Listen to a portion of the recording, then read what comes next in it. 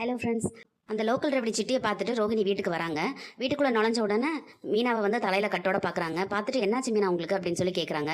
அவங்க கேட்டுட்டு இருக்கும்போதே உள்ள ஸ்ருதியும் ரவியும் வீட்டுக்குள்ளே வராங்க. உடனே முத்து இருந்துட்டு வாழைப்பழத்தோல் கீழே கிடந்தது, அது தெரியாமல் வலிக்கி விட்டு கீழே விழுந்ததுனால தான் இந்த மாதிரி அடிபட்டுருச்சு அப்படின்னு சொல்லி சொல்கிறாங்க. ரொம்ப அடிபட்டுருச்சா அப்படின்னு சொல்லிட்டு ஸ்ருதி கேட்குறாங்க. இல்லை சின்ன காயந்தா அப்படின்னு சொல்லி சொல்கிறாங்க. முத்து இப்படி சொன்னதை கேட்டுட்டு அண்ணாமலை அங்கிருந்து வந்து என்கிட்ட வந்து கையில் விழுந்துட்டா கல்லு தான் பட்டு அடிபட்டுருச்சு அப்படின்னு சொல்லி சொன்னேன் இல்லடா அப்படின்னு சொல்லி கேட்குறாரு.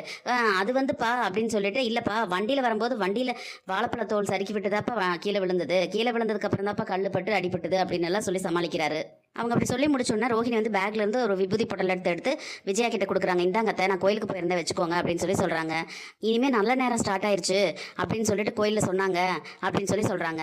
இனிமேல் நடக்கிறதெல்லாம் நல்லதாவே நடக்கும், நல்ல நேரம் ஸ்டார்ட் ஆயிடுச்சு அத்தை அப்படின்னு சொல்லி சொல்றாங்க. அப்படியாம்மா உனக்கு நல்ல நேரம் ஸ்டார்ட் ஆயிடுச்சு அப்படின்னு சொல்லி கேட்குறாங்க விஜயா. அதை கேட்ட உடனே ரோஹிணி வந்துட்டு இல்லை அத்தை உங்களுக்கு தான் நல்ல நேரம் ஸ்டார்ட் ஆயிடுச்சுன்னு சொன்னாங்கன்னு சொல்லிட்டு விஜயாக்கு ஐஸ் வைக்கிறாங்க. ரோஹிணி இப்படி சொன்னதை கேட்ட உடனே முத்து வந்துட்டு ஐயோ இந்த காக்காத்தோலை தாங்க முடியல சூ அப்படின்னு சொல்லி சொல்றாரு. உடனே ரோஹிணி அப்படியே திரும்பி பார்த்து முறைக்கிறாங்க. உடனே விஜய் இருந்துட்டு நீ சொல்லுமா ரோஹிணி அப்படின்னு சொல்லும்போது ஆமா அத்தை நான் கோயிலுக்கு போயிருந்தேன், உங்களுக்கு நல்ல நேரம் ஸ்டார்ட் ஆயிடுச்சாமா, உங்களோட பரதநாட்டிய ஸ்கூலெல்லாம் நல்லா பெருசாகுமாம்மா, நீங்கள் உங்களுக்கு நல்ல வருமானம் வருமாமா அப்படின்லாம் சொல்கிறாங்க. அப்புறம் அத்தை அந்த கோயிலில் வந்து ஒரு சாமியாரை பார்த்தேன், அவர் வந்து நம்ம வீட்டு விஷயத்தை பற்றியெல்லாம் சொன்னார், உங்களுக்கு டைம் நல்லா இருக்கு, எங்களுக்கும் பிஸ்னஸ்க்கு ஒரு அளவுக்கு நல்லா இருக்குன்னு சொன்னாங்க. ஆனால் மீனாக்கு வந்து கொஞ்சம் டைம் சரியில்லை அப்படின்னு சொல்லி சொன்னாங்க அப்படின்னு சொல்லி சொல்கிறாங்க. அதை கேட்டோன்னே முத்து வந்து முறைக்கிறாரு. மீனா வந்து அப்படியே திரும்பி அதிர்ச்சியாக பார்க்குறாங்க. அதுக்கு தகுந்த மாதிரி தான் இங்கே இவங்களுக்கு தலையில் வேற அடிபட்டிருக்கு, தலையில் அடிபடுறது நல்லதில்லைன்னு சொல்லுவாங்க அப்படின்னு சொல்லிட்டு ரோகிணி சொல்கிறாங்க. உடனே முத்து இருந்துட்டு என்ன பார்லரம்மா மீனாக்கு ஏதாவது கெட்டதை நடக்கணும்னு நினைக்கிற மாதிரியே இருக்குது அப்படின்னு சொல்லி சொல்கிறாங்க. அதை கேட்டோன்னே விஜயா இருந்துட்டு விடு ரோகிணி, நீ எனக்கு நல்லது நடக்குதுன்னு சொன்ன இல்லை, அதுவே போதும், எனக்கு இவங்களுக்கெல்லாம் நல்லதை சொன்னால் நல்லா புரியாது, அதுக்கு ஏதோ பட்டு அனுபவிக்கிட்டோம் அப்படின்னு சொல்லி சொல்கிறாங்க. உடனே ஸ்ருதி இருந்துட்டு நீங்கள் எந்த காலத்தில் இருக்கீங்க, தலையில் அடிப்பட்டா கெட்டது நடக்கும் அப்படின்லாம் யார் உங்களுக்கு சொன்னாங்க, நீங்கள் எதுக்கு தேவையில்லாதெல்லாம் பேசுகிறீங்க அப்படின்னு சொல்லிட்டு ரோகிணி கிட்ட கேட்குறாங்க. நான் அப்படி சொல்லுவாங்க, நான் தெரிஞ்சதை தான் சொன்னேன் அப்படின்னு சொல்லி ரோகிணி சொல்கிறாங்க. ஆமாம் சும்மா இருக்கிறவங்கள வந்து தேடி வந்து சாமியார் உங்களுக்கு சொன்னாங்களா அப்படின்னு சொல்லி முத்து கேட்குறாரு. உடனே ரோஹிணி இருந்துட்டு நான் கோயிலில் போகும்போது சாமியாரை பார்த்தேன், அவங்க கிட்ட தான் பேசும்போது அவங்க தான் சொன்னாங்க மீனாக்கு வந்து டைம் சரியில்லை, கொஞ்சம் விபரீதமான விஷயங்கள்லாம் நடக்கும் அப்படின்னு சொல்லி சொன்னாங்க, எதுக்கும் நீங்கள் கேர்ஃபுல்லாக இருங்க மீனா அப்படின்னு சொல்லிட்டு ஒரு மாதிரி நக்கலாகவே சொல்கிறாங்க.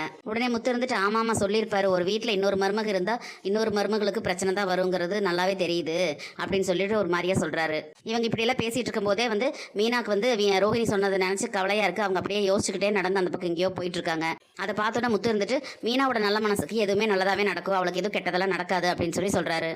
சரி போய் எல்லாரும் வேலை பாருங்க அப்படின்னு சொல்லிட்டு போறாங்க. அப்போ வந்து ஸ்ருதி இருந்துட்டு நீங்க போய் ரெஸ்ட் எடுங்க மீனா அப்படின்னு சொல்லிட்டு வா ரவி அப்படின்னு சொல்லிட்டு உள்ள போறாங்க. அப்போ திரும்பி போன ரோஹிணி வந்து பக்கத்துல வந்து முத்துக்கிட்ட காக்கா வந்து தொல்லையா இருக்குன்னு தானே சொன்னீங்க, காக்காவை கூடி சீக்கிரமே விரட்டிடலாம் அப்படின்னு சொல்லி ஒரு மாதிரி நக்கலா பேசிட்டு அவங்களே திரும்பி ஒரு பார்வை பார்த்துக்கிட்டு போறாங்க உள்ள. மீனா வந்து ரோஹிணி சொன்னதையே யோசிச்சுக்கிட்டு அப்படியே ஒரு மாதிரி பித்து பிடிச்ச மாதிரி இருக்காங்க. அதை பார்த்தோன்னா முத்து இருந்துட்டு என்ன மீனா திடீர்னு ஒரு மாதிரி அப்செட் ஆயிட்டு அப்படின்னு சொல்லி கேட்குறாரு. இல்லைங்க ரோஹிணி சொன்னதை பற்றி தான் யோசிச்சுட்டு இருக்கேன் அப்படின்னு சொல்லும்போது அது கிடக்குது அந்த பார்லரமா, அது என்னமோ ஜோசிகார மாதிரி பேசிக்கிட்டு இருக்க வளரிட்டு அப்படின்னு சொல்லி சொல்றாங்க. இல்லைங்க அவங்க சொன்னதை நினச்சி எனக்கு ரொம்ப கவலையாக இருக்குது அப்படின்னு சொல்லி மீனா சொல்கிறாங்க. நீ கவலைப்படாத, அதெல்லாம் ஒன்றும் கிடையாது.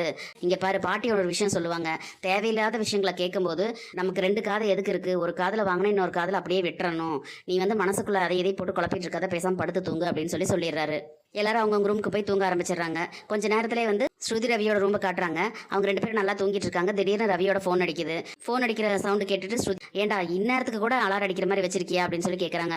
அது அலாரம் இல்லை ஃபோனு அப்படின்னு சொல்லி சொல்கிறாரு. சரின்னு ஃபோன் எடுத்து பார்த்தா அதில் நீத்து தான் கால் பண்ணுறாங்க.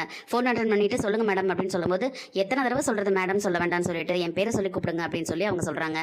சரி சொல்லுங்க நீத்து அப்படின்னு சொல்லி கேட்கும்போது இந்நேரத்துக்கு என்ன பேசிக்கிட்டு இருக்க அப்படின்னு சொல்லி ஸ்ருதி கேட்குறாங்க. நீத்து தான் கால் பண்ணியிருக்காங்க, ஏதோ ஒரு டிஷ் விஷயமா கேட்கணும்னு சொல்லிட்டு அப்படின்னு சொல்லி இந்நேரத்துக்கு கூட டிஷ் பற்றி பேசுவியா மிட் நைட்டில், போடா எந்திரிச்சு அந்த பக்கம் அப்படின்னு சொல்லி திட்டுறாங்க. சரின்னு சொல்லி ரவி ஃபோன் எடுத்துகிட்டு வெளியே வந்துடுறாரு. வெளியே வந்து ஹாலுக்கு வந்து ஃபோன் பேசிக்கிட்டே வராங்க.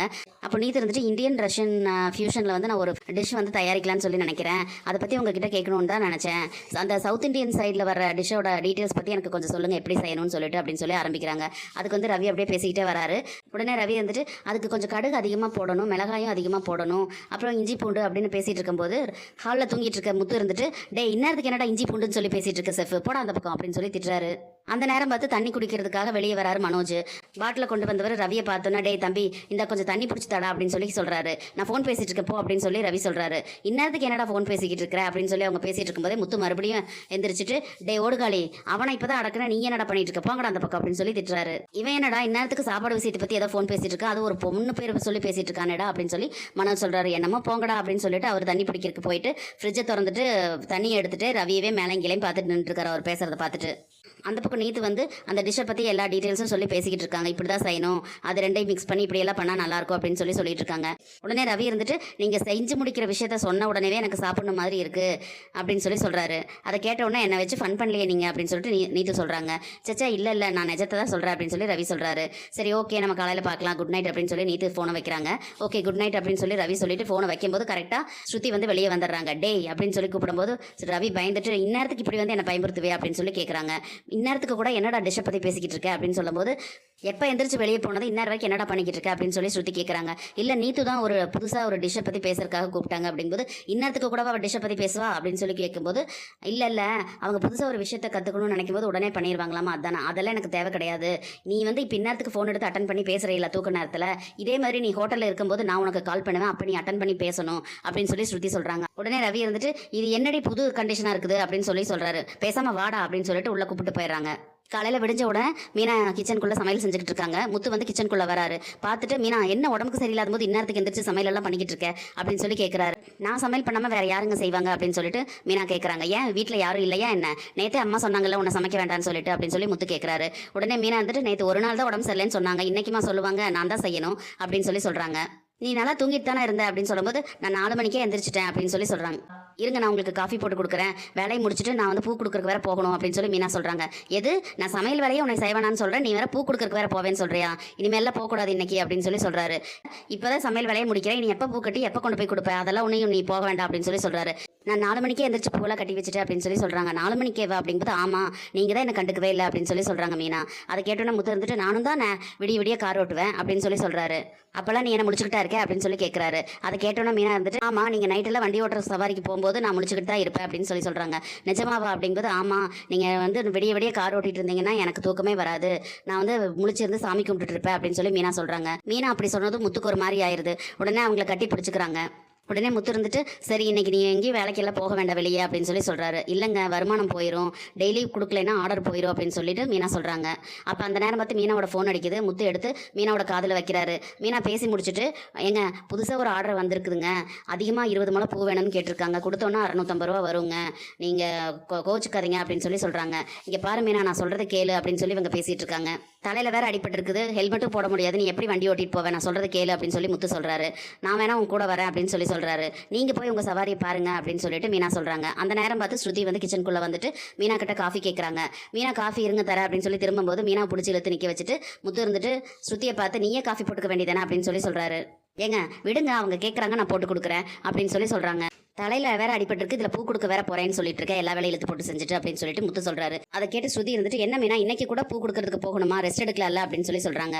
நீ கேளு நல்லா கேளு ஸ்ருதி அப்படின்னு சொல்கிறாரு முத்து. உடனே மீனா இருந்துட்டு இல்லை ஸ்ருதி ரெகுலராக கொடுக்குறவங்க கிட்ட கரெக்டாக கொடுக்கணும், இல்லைன்னா ஆர்டர் போயிடும்ல, அதனால தான் அவங்க நம்ம வருவோன்னு காத்துட்டு இருப்பாங்கல்ல அப்படின்னு சொல்கிறாங்க. உடனே முத்து இருந்துட்டு அதுக்கு தான் நான் கூட வரேன், நான் வண்டி ஓட்டுறேன், இவ கொண்டு போய் கொடுக்கட்டும் அப்படின்னு சொல்கிறேன், இவ கேட்க மாட்டேங்கிறா அப்படின்னு சொல்கிறாரு. அட பரவாயில்லையே இந்த மாதிரி ஹஸ்பண்ட் எல்லாம் கிடைக்கிறதுக்கு கொடுத்து வச்சிருக்கணும் அப்படின்னு சொல்லிட்டு ஸ்ருதி சொல்கிறாங்க. இவர் என் கூட வந்துட்டா இவரோட சவாரி யார் பார்ப்பாங்க, இவரோட வருமானம் போகுதுல, அதனால தான் நான் சொல்கிறேன், இவர் போய் இவரோட சவாரி பார்க்கட்டும் அப்படின்னு மீனா சொல்கிறாங்க. உடனே முத்து இருந்துட்டு நான் வந்து வண்டியை நான் ஓட்டுறேன்ல அதுக்கு நீ காசு கொடு, காசு ஒன்றும் கொடுக்க வேண்டாம், நீ வந்து 2 வீலர் ஓட்டுறதுக்கான காசே கொடு அப்படின்னு சொல்கிறாரு. உடனே ஸ்ருதி இருந்துட்டு பரவாயில்ல இது நல்ல டீலாக இருக்கே, அப்போ நீங்கள் போங்க இவர் கூடவே அப்படின்னு சொல்கிறாங்க. மீனா இருந்துட்டு என்ன சொல்கிறதுனே தெரில, சரி வாங்க நான் டிஃபன் எடுத்து வைக்கிறேன் சாப்பிட்டுட்டு கிளம்பலாம் அப்படின்னு சொல்கிறாங்க. மீனாவும் முத்துவும் இப்படி ஒருத்தருக்கு ஒருத்தர் ஒத்துமையாக இருக்கிறது எவ்வளோ தூரம் இன்னும் நீடிக்கும் தெரியல, இவங்களுக்குள்ள என்ன பிரச்சனை வரப்போகுதுன்னு நம்ம பொறுத்திருந்து பார்க்கலாம். நம்ம வீடியோ பிடிச்சிருந்தா லைக் பண்ணி சப்ஸ்கிரைப் பண்ணுங்கள் ஃப்ரெண்ட்ஸ். தேங்க்யூ.